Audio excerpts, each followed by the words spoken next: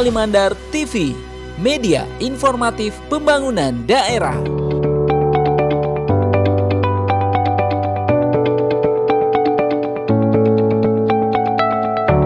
Dinas Lingkungan Hidup dan Kehutanan DLHK Kabupaten Polewali Mandar menggelar konsultasi publik pertama dalam rangka penyusunan kajian lingkungan hidup strategis atau KLHS yang akan menjadi bagian dari Rencana Pembangunan Jangka Panjang Daerah atau RPJPD Kabupaten Polewali Mandar untuk periode 2025-2045.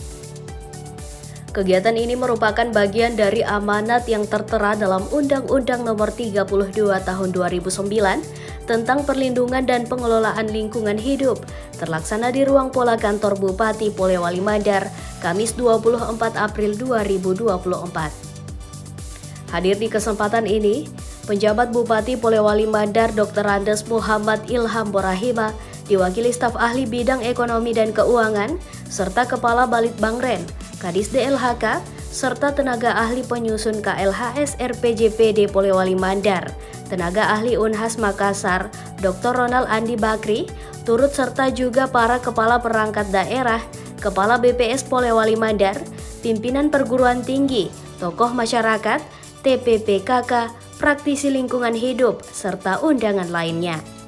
Staf ahli Bupati Bidang Ekonomi dan Keuangan Muhammad Akbar menyampaikan, kegiatan ini telah memasuki tahap kelima dari 11 tahapan yang direncanakan. Tahapan-tahapan sebelumnya antara lain kick-off meeting, pembentukan tim penyusun KLHS, identifikasi dan pengumpulan data, serta analisis data. KLHS RPJPD ini direncanakan selesai pada bulan April 2024 dan akan segera diintegrasikan dengan rancangan awal RPJPD Polewali Mandar 2025-2045 yang disusun Balitbangren untuk kemudian dikonsultasikan kepada pemerintah Provinsi Sulawesi Barat.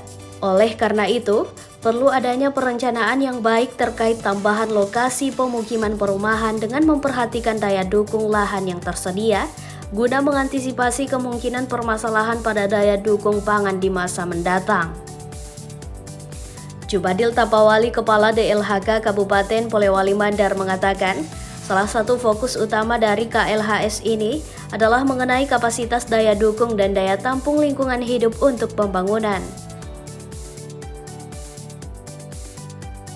Ini merupakan adalah amanat dari undang-undang, ya, regulasi untuk semua daerah, kabupaten, kota, ya, yang sudah selesai RPJPD-nya wajib, ya, untuk menyusun KLHS RPJPD, termasuk Kabupaten Polewali Mandar. Saat ini sudah berakhir RPJPD-nya.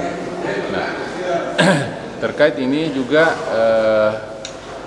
KLHS ini juga menjadi konsentrasi perhatian dari pemerintah pusat karena dijadikan sebagai salah satu indikator evaluasi kinerja pejabat bupati, ya. Progres penyusunan KLHS ini kurang lebih ada 11 indikator, itu menjadi salah satu indikator penilaian dari pemerintah pusat.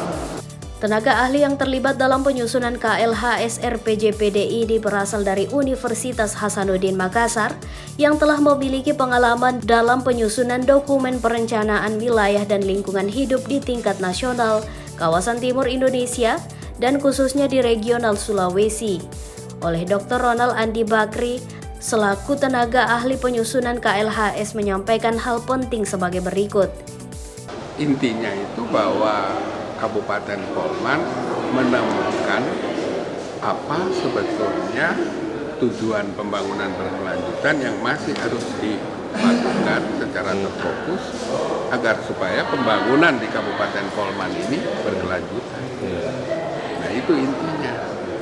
Nah, maka harus ada keputusan karena ada 17. Kami tadi kasih contoh 5, tapi kan ada Bapeda yang masih harus berdiskusi dengan Pokja KLHS-nya.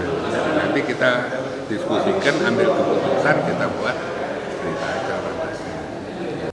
Melalui konsultasi publik pertama ini, Diharapkan para peserta dapat memberikan masukan yang konstruktif guna penyempurnaan dokumen KLHS RPJPD Polewali Mandar tahun 2025-2045. Dokumen ini nantinya akan menjadi pedoman perencanaan yang berwawasan lingkungan untuk pembangunan yang dapat dinikmati oleh generasi mendatang di Polewali Mandar. Tim Warta Kominfo SP, Polewali Mandar.